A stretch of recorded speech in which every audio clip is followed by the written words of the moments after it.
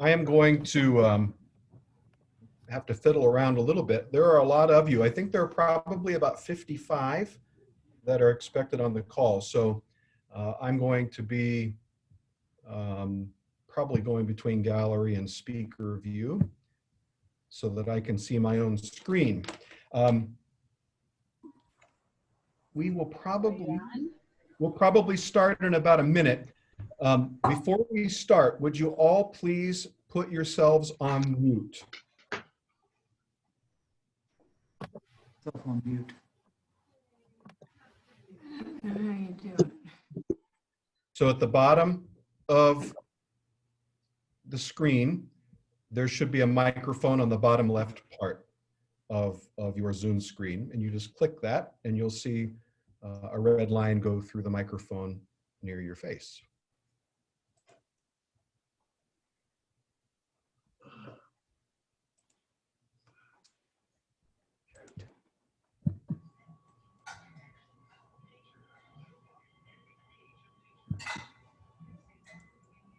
Well, I'm not getting myself muted. I might be able to mute you for you or administrator. I'm doing that, Bob. Okay, so Josh, we'll introduce ourselves in a minute, but our Synod administrator is going to mute folks for us.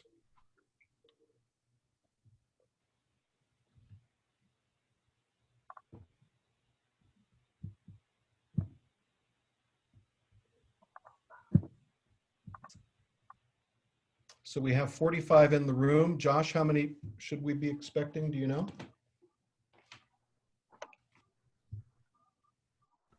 It is Looks like we are about all there. We had 49 total, and I think we have 48 right now. Great. All right, why don't we get started?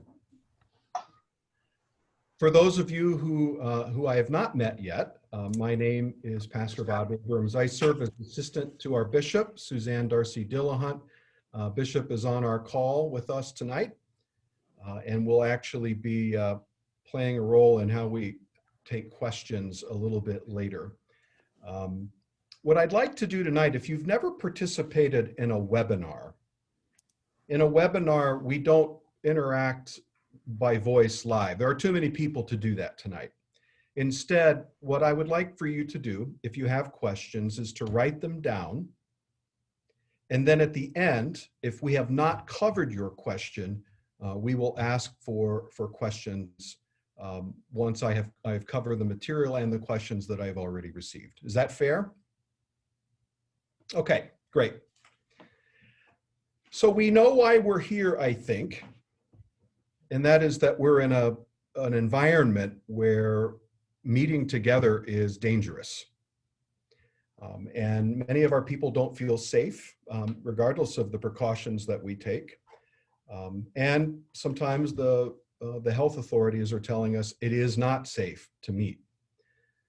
So coming from the church, which is by definition a group of people that meets together, what do we do about making the more formal decisions that churches have to make? How do we elect our officers? How do we pass our budgets? How do we deal with the governance issues that we face if we're not allowed to meet or we're not able to meet together safely? I have, over the course of the last 3 or 4 months, I have already talked to many people, many of whom are probably on this call tonight, about those issues, about specific examples of maybe ideas to try. The bishop asked that we, this fall, before people start having their congregational meetings, that we do this seminar to try to give you some information. So I want to kind of throw a couple of things out there about the purpose of this then. This is, there's a nasty rumor going around that I used to be an attorney. And that rumor is true. But I want to tell you that I am not licensed any longer, and so I am not able to give legal advice to anyone. Tonight's seminar is not for me to give legal advice to any congregation. I can't.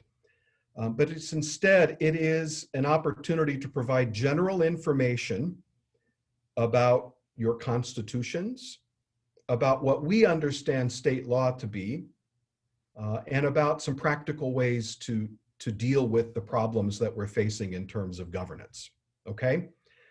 So you may have very specific questions about the law. I won't be able to answer those. But what I can do is give you the landscape and then tell you where to look, if that's helpful, okay?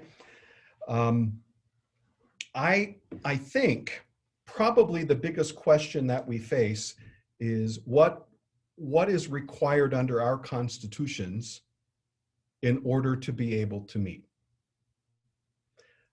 The other question is, are there any kind of general requirements that the state has? Because all congregations are corporations under state law. So what's the landscape with the law and with the constitutions that we have?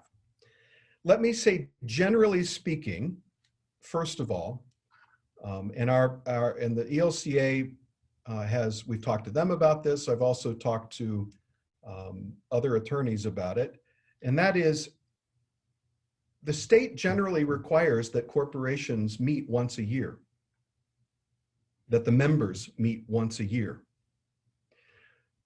And when we look at that, we understand that the reasons for that, but there really is no escape from that in terms of the requirement. I mean, the law doesn't really anticipate, from what we can tell, emergencies like this.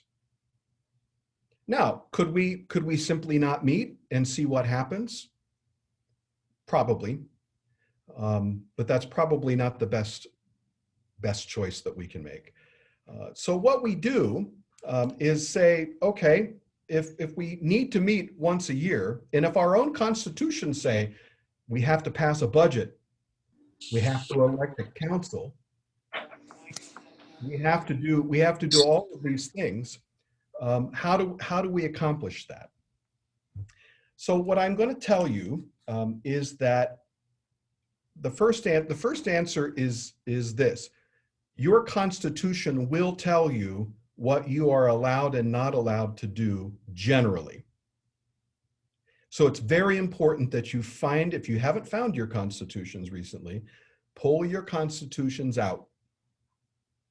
Because from the advice that we are getting, the state law says, unless your constitution prohibits it, you can do this. So you need to know what your constitution says. If your constitution says no electronic meetings are permitted, that answers the question about electronic meetings, for example. Chances are it doesn't say that, but you need to know. You need to know for sure. So you pull out your constitution. I'm going to give you a couple of hints. The part of your constitution, if you follow the model, ELCA model constitution, the part that controls council meetings is chapter 12. And the part that controls congregational meetings is chapter 10. Okay? And when you have rules, bylaws that have been adopted, they generally appear right under the constitutional provisions. Some congregations have said, we're not doing it that way, so you got to flip all the way to the end to look at your bylaws. So read those. What have we adopted already? What have we said we can do and not do already? And once you know what your own constitution says on how to meet, then we have the conversation that we're going to have tonight. So I'm going to show you something. Now, I am not a Zoom wizard, so I'm going to share my screen. If it looks like I'm fumbling, I am. The first thing I'm going to show you is that the last year, in a prophetic move, the ELCA Churchwide Assembly adopted a model constitution, so it's the most recent one, that says, and I have it highlighted, it's C1008, meaning Congregational Constitution, C1008. This congregation may hold meetings by remote communication, including electronically and by telephone conference, as long as there is an opportunity for simultaneous oral communication. To the extent permitted by state law, notice of all meetings may be provided electronically. Okay, I'm going to leave that up there for a second. If you want to take a picture of it with your phone, have at it.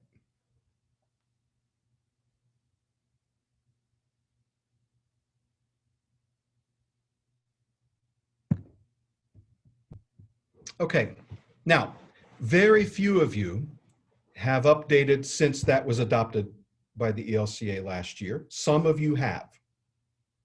However, it is not a mandatory provision in your constitution.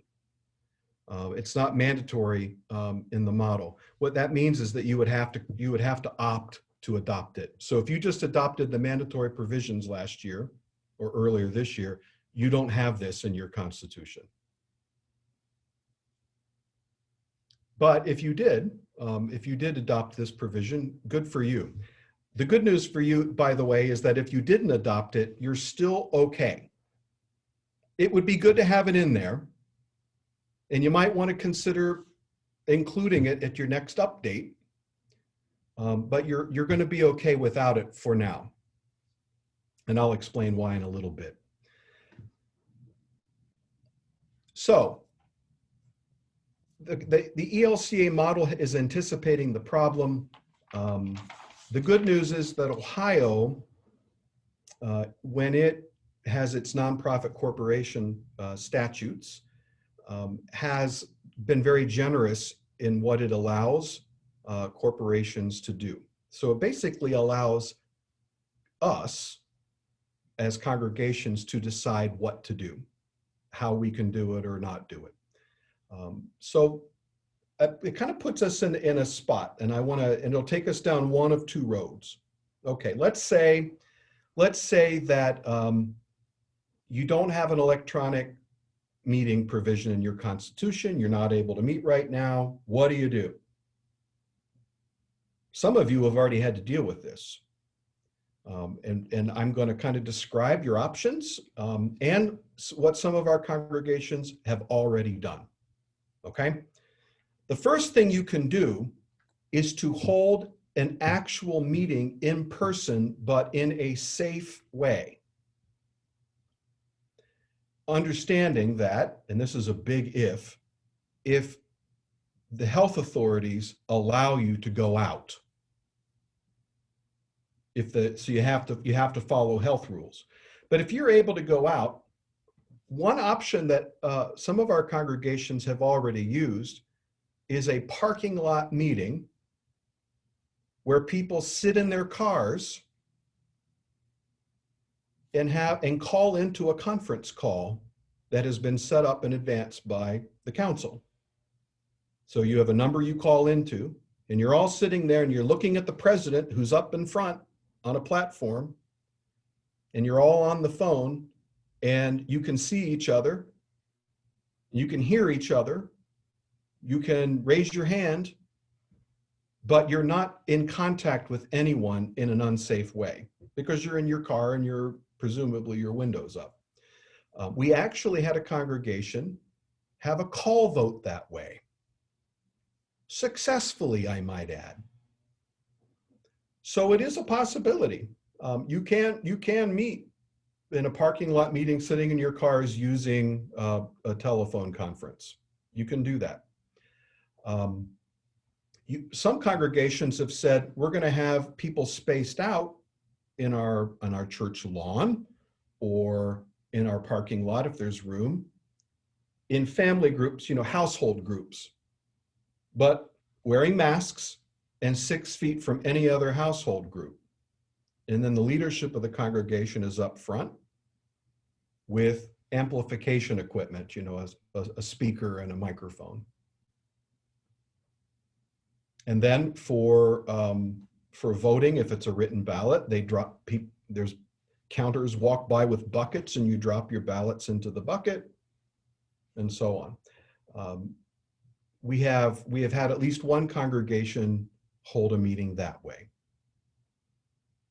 When I've gotten feedback on how it went, the answer was it went fine. It went fine. So an actual physical meeting is a possibility.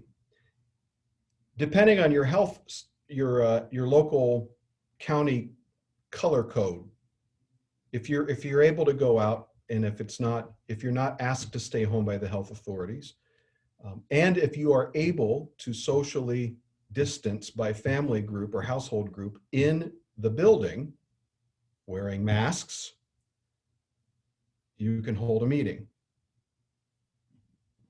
just like any other meeting. But use extreme caution on that one when you're inside. If there's another way to do it, it might be safer to use a different means. But if you're able to keep people distant, and if you're able to follow the health department guidelines and meet in person, and you're able to go out because of the color coding, then that's something that you can do too. Okay, so those are some of the physical meeting options. Then there are options for us doing electronic congregational meetings. Now, if you want to imagine what an electronic congregational meeting looks like, look at your screen right now. That's what it looks like. And you'll have, I can see, I think, 25 of you at a time. So there are 2 pages of you right now. But there can be a Zoom, you can have a Zoom meeting or another platform GoToMeeting. But I'm going to tell you, and this is extremely important, you can't do that unless you jump through some hoops first. And the hoops are hoops that are legal in nature. So what are they? Well, from what I can tell, and in talking to real attorneys, there's a word that appears in the law that says you have to use an authorized means of meeting. An authorized mean. Authorized by who? Well, it has to be authorized by your board of directors, which is your council. Okay? So how do you do that? Well, first of all, how is your council meeting already? Are you meeting by Zoom? Are you meeting by phone? Whatever you're doing right now, as long as it's safe, keep doing that. But then, and I'm going to share something else, it's important that the council adopt a special kind of resolution. Now, in the church, we don't sit around and think about council resolutions looking like a big book of laws, but they do have a formal role, because you keep minutes, you have a vote, you know what the motion says. There's a special kind of resolution that would be required here that elevates the resolution above just a normal, we need to buy more hymnals, or we need to fix the toilet in the youth area. This would be a resolution that actually governs the way a meeting is conducted. And it's called a continuing resolution. Okay? A continuing resolution is special because it requires a 2/3 vote of the council to pass. And when I say of the council, I mean of the quorum that's present at council. If you have a quorum, 2/3 of the people there. Now, I'm going to share this with you. I have drafted a model, a sample that is that is something that you might be able to use. I'm going to walk through it to kind of give you an idea of what needs to be in a continuing resolution. The good news is that this is, after this meeting, it'll probably be up in the morning. This will be on the Synod website. Okay, so you'll be able to pull it down and read it. Because I can't get this out of my blood, I have to read you the disclaimer at the beginning. You ready? This sample is for informational purposes only. I haven't read your constitutions. I don't know what they say. Actually, I've read some of your constitutions, but not all of them. Please seek advice from a licensed attorney regarding your congregation's compliance with state law and your constitution and bylaws. What that's saying to you is, this is for your use. I am not guaranteeing that this will fix every issue, but it's a place for you to start. Okay? So we are in St. Generic Lutheran Church. It needs to be dated, and it needs to have the title Continuing Resolution. It needs to say Continuing Resolution. It has to have a motion and a second, like any other resolution. Then it needs to say what you're authorizing. So I have here, you're authorizing that the congregational meeting be held electronically by Zoom or whatever platform you might want to use, Microsoft Teams or whatever. And the meeting shall be conducted as follows. So you're authorizing the electronic means, but you also have to handle the nuts and bolts of how the meeting is run, because it's different than when people are physically together. You have first, in the first paragraph, it tells you people have to get notice of the meeting just like any other meeting. Okay? So you can't just call the meeting differently than you would any congregational meeting. Follow your constitution and bylaws on that. Secondly, when people come to the church, you typically will pass out to them printed materials like the proposed budget for the coming year, the names of the candidates for council, and ballots. The counters or the ushers will pass out ballots. Well, if they're not going to be there physically, you've got to send all of that stuff to your members at home. So what I'm proposing here, and you can do it differently if you wish, is that when you send the notice, you include you send a packet. So you have the written materials, you have the ballots, you have the notice of the date. They're going to have you're going to have to notify them of the link. You know how you all clicked on tonight to get on this Zoom meeting? You got to figure out how they're going to get that link. And I don't have that in here. That's something that you would have to figure out, whether they have email or that people who don't have computers, you would have to call them with the phone number they call into. But paragraph 3 says, members who are able to participate by video shall be permitted to log in, but they need to identify themselves and how many confirmed members are participating on their computer. Everybody, now there may be people who have more than one computer in the house, but a lot of times, a husband and wife or two partners will be sitting together on a couch watching the same meeting. They need to tell you how many people are there so you can have accurate tallying of votes for a hand-raising vote or whatever. There are going to be people in your congregations who do not use computers. The good news is that Zoom and other platforms have in every invitation a telephone number that a person can call at the right time, and they can participate by telephone. Most of our members are going to have telephones.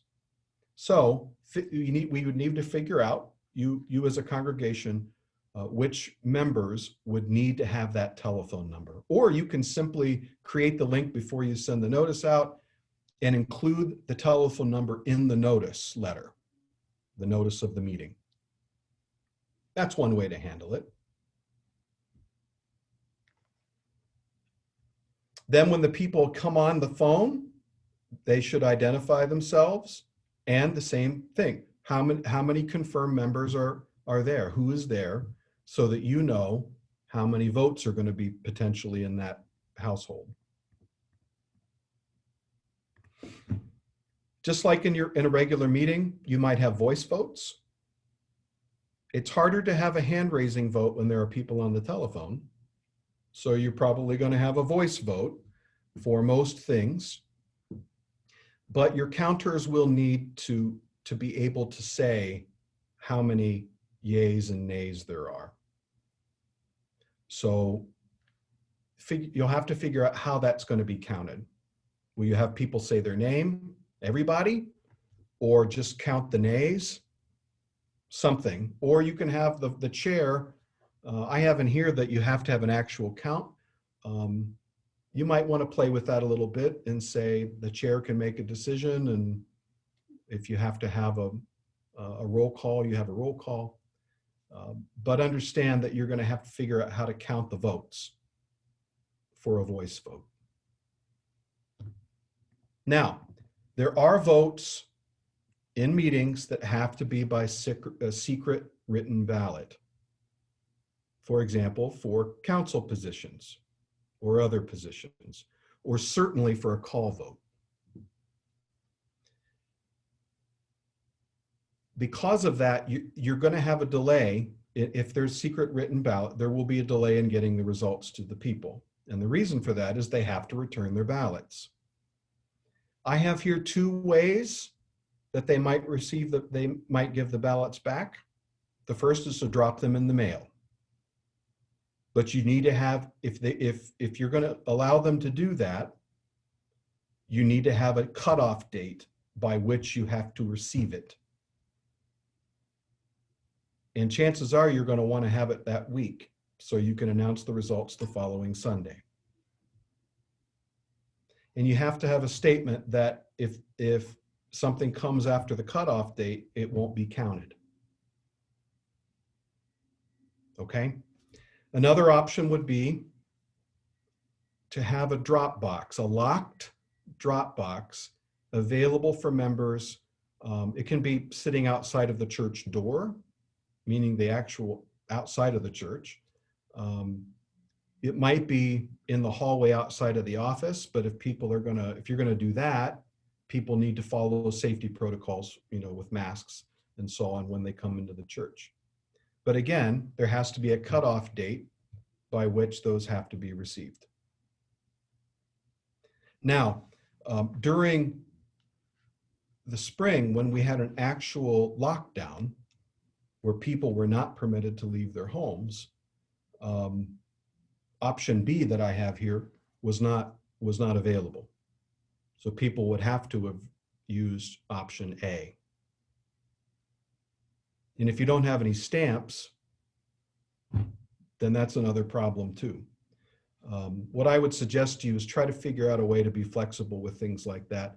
If people don't have stamps, maybe someone from the church could drop off stamps at their house, leave it on their front porch, something like that.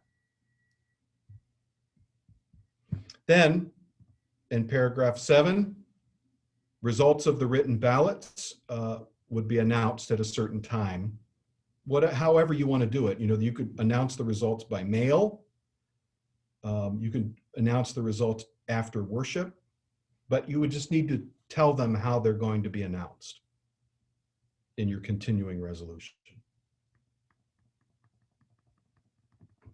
And then I just added a few more things in this sample. A statement that, like any other meeting, the meeting needs to be conducted according to the rules of meeting, whether that's Robert's Rules of Order or if you have your own procedural rules, and that the meeting needs to follow your constitution and bylaws as well. Paragraph 9 requires, like any other meeting, all meetings, by the way, have to have minutes. I'm just reiterating that in paragraph 9. And because you're speaking electronically, it's even more important that you require and remind people that they identify themselves every time they speak. Every time they speak, whether it's a motion or a question or remarks, so that the council secretary can take accurate minutes.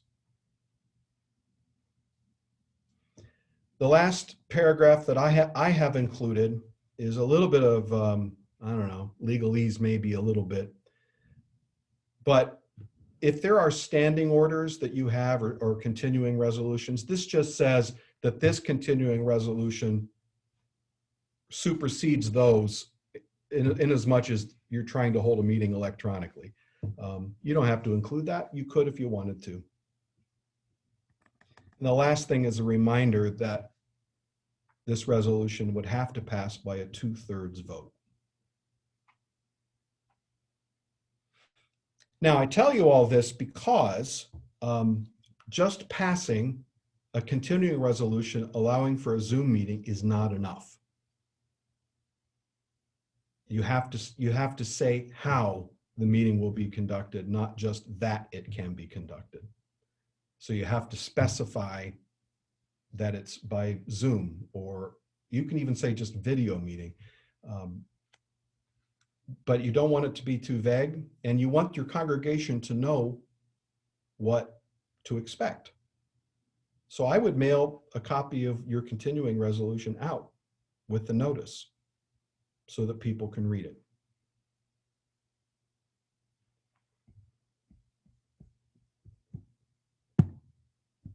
Now, we did it before tonight. I would highly suggest to you that before you hold an electronic meeting, you have a practice session.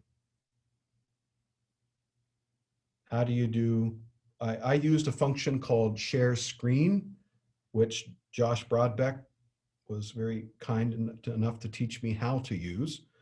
You might want to learn how to do those things in advance of the meeting. Make sure the internet connection is stable and all that stuff. Some of it's trial and error, but the more you practice, the better off you are. I will say that those two roads that I described for you, the virtual meeting and the physical meeting, are pretty much your only options in terms of meeting. I've had a number of congregations say, can't we just mail out the budget with ballots? And the answer to that question is no, that is not enough, because it's not a meeting. A meeting is a time when people can ask questions, they can object to something, they can move, make a motion, and there can be dialogue and back and forth. You'll notice that what I read you earlier from the ELCA model says people have to have an opportunity for oral communication, meaning with your ears. So mailing out an agenda and ballots and then having people mail ballots back is not a meeting. So we would suggest to you that would not be good enough. Could you get away with it? Maybe, but I don't know that I would want to run that risk.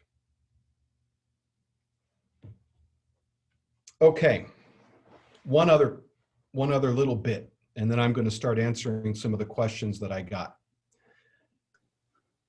We have in our constitutions and the ELCA model proxy voting. Do you know what I mean by proxy voting? That is casting a ballot on behalf of another person. That is still impermissible, regardless of whether you're electronic or not. So people need to cast their own ballots. And similarly, there should not ever be more votes that come in than there are people at the meeting. That may seem silly, but you would be surprised. You would be surprised. We see this at call votes. where there are more votes than people, and it reminds you of Chicago in the 1920s. That's because, it's not because people are trying to be dishonest. It's because they think they can vote for their friends who aren't there. That's why. You can't. You can't under our system. So there needs to be an accounting of who's there, the number of people, and then the ballots received need to be the same as or less than the number of people who were there. The problem, actually it's not a problem,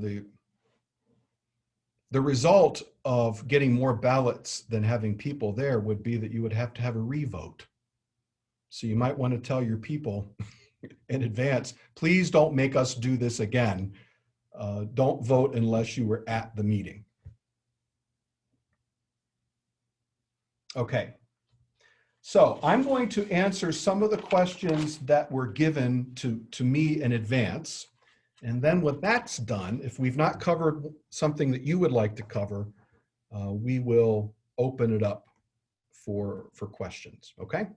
So the first question that I received is, can you have both a live meeting and an electronic meeting at the same time? Meaning, can some people be present physically and some people be present electronically? And the answer to that question is yes, you can. In fact, I think, without giving legal advice, I think the Ohio statute anticipates that, that you'll have some people there electronically and some people there physically. You would just need to handle that issue in your continuing resolution. So we're going to meet in person, but there may be people who are not, and then you would have to describe how their votes are counted and so on. But you can do both. And that may be a way to have enough safe space in the sanctuary, to have a certain number of people in the sanctuary, or maybe just your leadership team is in the sanctuary, distanced and masked. And then the membership are coming in by Zoom. So that's a possibility. The second question, public health resources. And so where are the scientific resources? What are the practical resources that we can point you to? And I'm going to do that by another screen share. So on the Southern Ohio Synod website, and you'll see at the top, I'm going to put my cursor there, southernohiosynod.org. Go down, just scroll down that first front page to quick links. And then click on COVID-19 resources. And you'll see that there's a statement from the Synod on the left, and on the right, there's an overview, planning for what's next, the CARES Act, which was the last, as you know, the Paycheck Protection Program, notes from the bishop on what we've been going through, some Synod resources on this topic, ELCA resources, Ohio Department of Health, Centers for Disease Control, and World Health Organization resources. We have worship and study resources for you there, conference and web services that are available to you, and then prayers that can be used. So we have a lot of resources, including scientific resources, available to you on the Synod website under quick links. So you'll see that's toward the bottom of the front page. Okay, so I think that answers that question. There was an additional question in that, and that is, what about pushback from, what have we heard about pushback from members of congregations or practical issues? I will tell you that the congregations who have spent time planning and having these meetings have not reported a great deal of problems. There has been concern expressed for shut-ins. How can shut-ins participate? Or people without computers. Well, we've talked about that. Telephone, that's how. So if your continuing resolution allows for telephone participation as part of the electronic meetings, they can call in. At some level, if somebody's in a care facility or can't hear, at some level, there's not a lot we can do there. But understand that you can think about who you have who can't participate through a Zoom meeting, and then figure out if there's a way to accommodate them. We have had people who have expressed fear of meeting, even outside. So know your people as leaders. Know your people. If meeting in your cars or in the parking lot, if that is going to scare folks, don't do it. Go the electronic route. But it requires you to kind of think about who your people are. The fourth question I got, and by the way, there were a lot of repeat questions, so I'm just covering the topics that I saw. What if we can't get a quorum? Is there a way around that? And the answer to that question is no. There is no way around not having a quorum. You have to follow your Constitution's quorum requirements. No quorum means no meeting. It's as simple as that. Now, how do you encourage participation? Well, I think you make it as accessible as possible. As accessible as possible. Explain as much as possible on how to do it. Have people reach out and offer to help. Explain the way Zoom works, or show someone how to call in if it's going to keep someone from participating. But you do need to have a quorum. Before COVID, I had a conversation with some folks in the churchwide office about the lack of a quorum, because some congregations had a requirement of 30% of all confirmed members or something. Really hard to meet. And I said, they're going to have a hard time getting at. And what came back is food. Use food. Do something to lure people in. You can't do that with COVID. You can't do that, but you can call people and say, are you going to be able to join us that day? Do you have any questions? You can walk people through the process in a way that they're not afraid to participate. A question came in, obviously constitutions need to be updated. And we've had some bumps with our constitutional review process in the last few months, but we are in the process of smoothing that out. But the question is, what do you do? How do you get your constitutional review started? Well, you name a committee, a review committee, and have some detail-oriented people on that committee, and people who think strategically. Name a chair, and then if you haven't updated in a very long time, and I tell you what, there are a lot of congregations that haven't updated in a long time. Sometimes it's easier just to start with the model constitution. Just start there. And then stuff that you like from your old constitution, you can add in if it doesn't conflict. Sometimes it's better to just start with a blank slate and then take some of your favorite provisions that work for your congregation and put them in as bylaws. So starting afresh would be my best advice there. But what happens is you let me know that you're starting the process, and I assign you to a team member of the Constitution Review Committee, and they walk you through the process. Can I say this though? Please don't redo your Constitution and vote on it before we know. And here's why.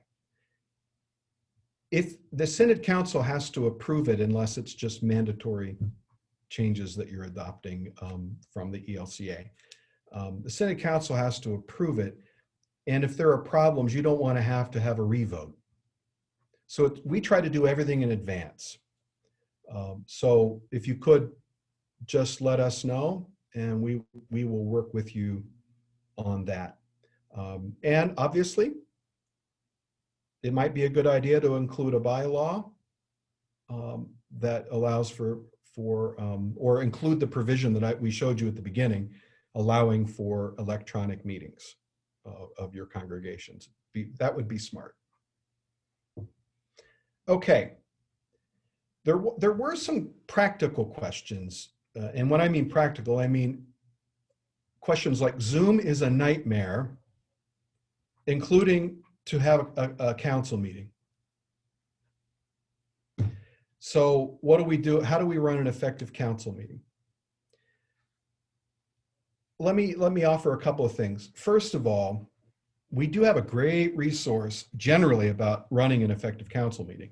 And another one is coming up if you haven't been to it. Pastor Mike Ward, who is working with us on the Thrive campaign, he runs a seminar. There's going to be another one in January, how to run an effective council meeting and how to have an effective council. So we really, if you haven't done that, it is a fantastic seminar. I've sat in on it twice. It's a great resource. But I will say, in terms of the Zoom part, it's pretty helpful to have everybody mute themselves at the beginning of the meeting, so you don't have dogs barking in the background and pots and pans clanking and lots of distractions. Run it like you would any other council meeting. If you're the chair or the president, always start with prayer and make sure your members of your council know how to mute and unmute. How many of you have been in Zoom meetings where people start talking and you yell, "You're muted"? Have that conversation in advance, and people are going to forget. That's okay, but try to deal with the nuts and bolts of how to use Zoom. Make sure you have an agenda that's been sent out, and set a time limit. Our time limit for tonight is 8 o'clock. That we said it's an hour meeting. Try to set a time limit for Zoom meetings. Zoom fatigue is a real thing. So if people know there's a jump off time, or at least a target time, I think it might go better for you. And only extend that if you agree. And use the chat feature for questions. Now, we don't have the chat feature on tonight, but a lot of meetings, when you set them up on Zoom, you can send questions in writing on the chat box on the side. So look into that. That's a good way to keep a meeting moving. Okay. Now, I am taking a big risk here, and I'm going to open it up for questions that have not already been answered. Robin, unmute yourself. Got it. We've been having our meetings successfully on Zoom, and I've read on the ELCA clergy website Facebook page that there's a polling option, and that you can do that with multiple family members. Do you know anything more about that, Bob? I don't, but it's certainly worth exploring. If you're going to use that for voting, you better record your meeting. Okay. Yeah, you need to have, and your minutes need to reflect the votes. So don't just rely on what you see at that moment. Make sure that the minutes reflect the vote, that it passed. Okay. I know it said something about like to set up multiple choice questions with like, so the first member would be 1 yes, 1 no, 2 yes, 2 no, something along those lines. But I haven't talked to anybody that's done that. I was trying to get more information. Yeah, I haven't either. It's a good question. Okay. Okay, anyone else? And you can unmute yourself if I don't see you. So John Hale.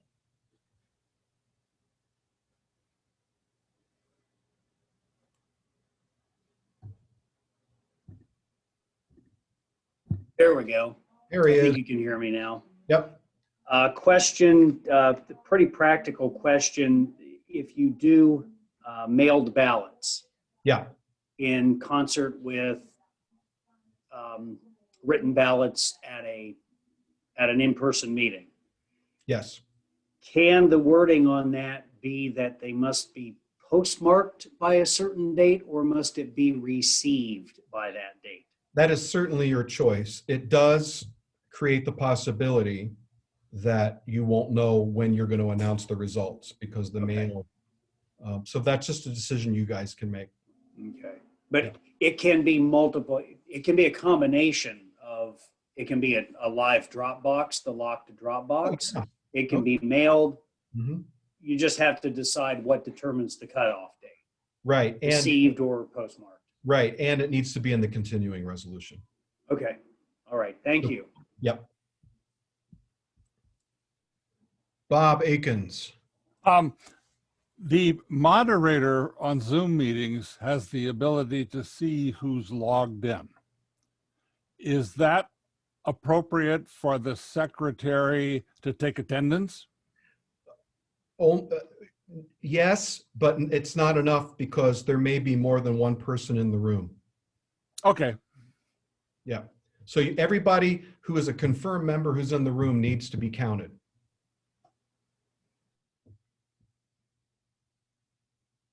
Okay. Anyone else? I'm looking. Was I that thorough? I don't see anybody else, Pastor Abrams. Okay. Well, what I would suggest to you is that you, as you're planning for your congregational meetings, your round of congregational meetings, that your council discuss which format you think you're going to use, and that you spend some time thinking through the nuts and bolts of how it's going to work. I know there are some of you on here who have had live meetings in the parking lot. There are special challenges with those. I think one of you had a bullhorn up front or a microphone or something. But the point is, do some thinking about it. And the goal here is not to be, you're never going to be perfect, but you want to give everyone a meaningful opportunity to participate. That's the goal, to be heard and to hear what is going on. If you spend some time doing that, if you pass the appropriate resolutions to allow for it, things should go just fine. And I'm happy to listen if you send me an email or give me a call at the Synod office. I'm happy to listen to your ideas, ask you questions. If there's anything that sounds missing to me, I can certainly point that out.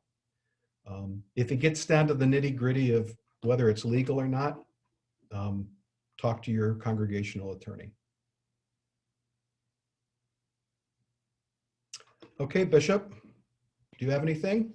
Yeah, thank you, Pastor Abrams. Thank you, everybody, for participating tonight. We did want you to know that this has been recorded, and we will post this probably tomorrow along with the St. Generic Lutheran Church continuing resolution.